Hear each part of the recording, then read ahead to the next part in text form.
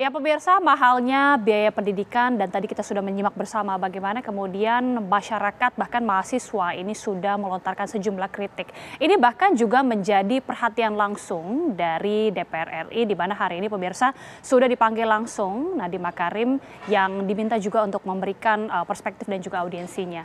Kita akan juga membahasnya pada malam hari ini bersama dengan pengamat pendidikan. Sudah bergabung bersama kami ada Mas Indra Karismiaji selaku pengamat pendidikan. Mas Indra, apa kabar? Alhamdulillah, kabar baik Mbak Gita. Kabar baik. Ini kan tadi kita mungkin sudah mendengar dan juga sudah menyimak bagaimana informasi sebelumnya bahwa ini memang sudah mungkin menjadi polemik ya Mas Indra mengenai UKT ini. Tapi mungkin masih banyak masyarakat yang masih bertanya-tanya, UKT ini sebenarnya apa sih Mas? Mungkin banyak yang tidak terlalu mendengarkan atau tidak terlalu memperbarui informasi lagi. UKT itu sebenarnya apa Mas? Iya, karena zaman saya pun istilahnya beda. Iya, kan gitu. biasanya kan SPP, macam-macam lah istilahnya ya. Sama lah, UKT itu uang kuliah tunggal, artinya adalah biaya kuliah per semester yang harus dibayarkan mahasiswa kepada pihak kampus. Itu sih. Dan memang yang jadi problem sekarang itu mahal banget, tiba-tiba beberapa kampus pun ada yang naik dari 9 juta per semester, tiba-tiba naik jadi 52 juta. Fantastis ya? Sangat fantastis. Yang kedua, ini sudah tidak bisa lagi dibayar oleh masyarakat yang berpenghasilan menengah. Karena pendapatan per kapita rakyat Indonesia kan 75 juta nih. Bayangin aja kalau UKT-nya 20 juta per semester. Berarti setahun udah 40 juta nih. Berarti dia cuma punya sisa 35 juta buat setahun, itu belum buat hidup, itu satu anak. Kalau dia punya anak, 2 anak udah nggak bisa. Berbarengan lagi misalnya kuliahnya ya. Yang satunya misalnya beda 2 tahun aja, kan udah nggak bisa mengkuliahkan anaknya. Peningkatan dari UKT ini apakah memang di kalangan pengamat pendidikan begitu ya, mungkin di kalangan akademisi ini sudah menjadi pertanyaan besar, sudah menjadi hal yang sangat memprihatinkankah Mas? Atau mungkin sudah pernah ada mencari tahu lah kenapa sampai bisa meningkatnya sefantastis ini? Sangat memprihatinkan, ini membuktikan kalau pendidikan kita ini salah kelola. Jadi kalau kami para aktivisme pendidikan ini melihat pendidikan itu harusnya tidak dikelola dengan mekanisme pasar. Negara yang kapitalis, liberalis seperti Amerika saja mengelola pendidikannya tidak dengan mekanisme pasar. Ini kan betul-betul dilempar ke rakyat, bahkan kita bisa lihat dari pernyataan pejabat Kemendikbud, Sesdijen Kemendikbud Dikti Kemendikbud, Prof. Cici mengatakan ini tidak wajib belajar, makanya wajar kalau mahal.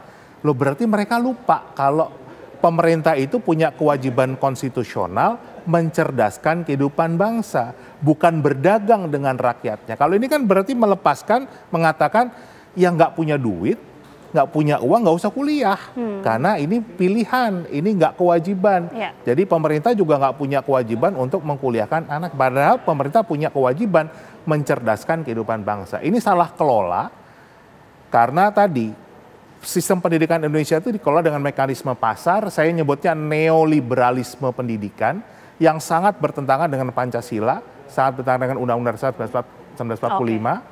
Dan itu harus kita perbaiki bersama. Kita sudah minggu lalu kita banyak membahas tentang study tour di sekolah-sekolah kan gitu.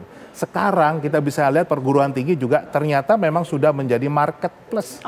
Jadi kita akan langsung hadirkan bersama dan juga kita akan tunjukkan kepada pemirsa dari sejumlah perguruan tinggi negeri yang uang kuliah tunggal di sejumlah perguruan tinggi negeri yang cukup terkenal pemirsa. Kita akan sajikan untuk Anda, ini adalah kenaikan UKT. Yang pertama adalah Universitas Indonesia, di mana UI ini pemirsa membagi golongan UKT mahasiswa pertama menjadi 5 kelompok.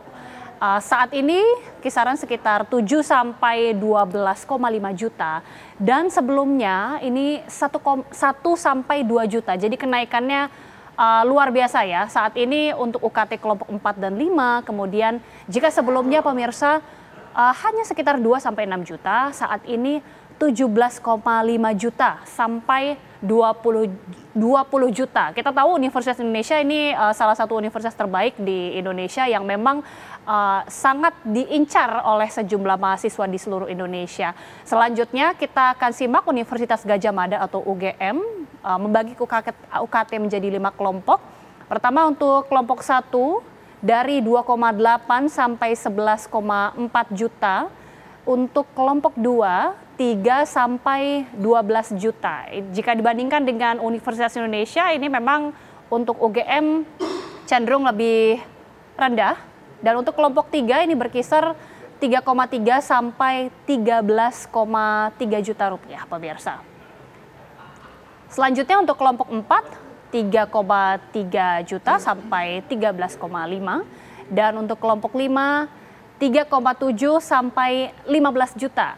Angkanya cukup fantastis, kita sudah lihat tadi mulai dari UI, kemudian UGM, dan selanjutnya adalah ITB, Institut Teknologi Bandung. Sepertinya untuk program studi FMIPA, ini perkisaran dari 500.000 sampai 12,5 juta. Untuk program studi FMIPA, selanjutnya untuk sejumlah fakultas lainnya, kita hadirkan sekitar 500.000 sampai 14,5 juta. Ini adalah sejumlah program studi teknik, STII, dan juga SAPPK. Selanjutnya juga untuk studi fakultas dan sekolah di ITB untuk kampus Cirebon, 500.000 sampai 12,5 juta rupiah. Nah Mas Indra, ini kan kita sudah lihat ya, 3 universitas PTN yang salah satu yang terbaik di Indonesia, UI, UGM, dan juga ITB. Komentarnya bagaimana nih melihat ada perbandingan dari sebelumnya ya, fantastis sekali kenaikannya sampai berjuta-juta. Saya ngelihatnya malah ini terbukti kita mengelola pendidikan tinggi kita sama kayak jualan tiket pesawat terbang. Sama kayak jualan tiket pesawat ya? Iya kan, karena kalau kita naik pesawat itu kan ada kelas X, kelas Y, sama-sama naiknya tapi dibedakan kelasnya. Padahal layanannya sama. Ini kan bukti kalau kita memang lebih condong komersialnya daripada menjadikan kampus-kampus kita memang menjadi tempat untuk menuntut ilmu, tempat mengembangkan ilmu pengetahuan dan teknologi sesuai dengan amanat konstitusi pasal 31 ayat 5 yang harusnya memang kampus-kampus ini menjadi pusat riset. Di negara lain ya nggak ada pembagian kelompok 1, kelompok 2 ini, nggak, biayanya itu semua sama. Mungkin masih banyak yang bingung juga Mas, pembagian kelompok-kelompok ini apa yang menjadi pembedanya? Nah itu kita juga nggak ada yang pernah tahu karena yang mengatur ini kan kampus. Ya saya ngelihatnya ini kayak jualan tiket pesawat terbang kan begitu. Kenapa harus dibedakan? Kalau di negara lain semua itu sama. Ya nanti yang membedakan adalah yang mendapatkan beasiswa misalnya.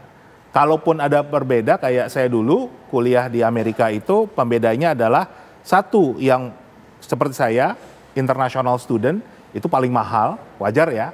Yang kedua adalah out of state student, jadi mereka yang dari luar provinsi biayanya lebih mahal. Dan yang paling murah adalah yang berada dalam provinsi yang sama. Apakah untuk di PTN di Indonesia itu tidak seperti itu? Atau enggak, itu kan, seperti apa klasifikasi kelompoknya? Nah itu yang kita sendiri sangat bingung untuk membedakan kelompok 1 itu standarnya apa, kelompok 2 apa, kelompok 3 apa, kelompok 4 apa. Itu yang tanda tanya dan kenapa dibuat seperti itu. Ya kan?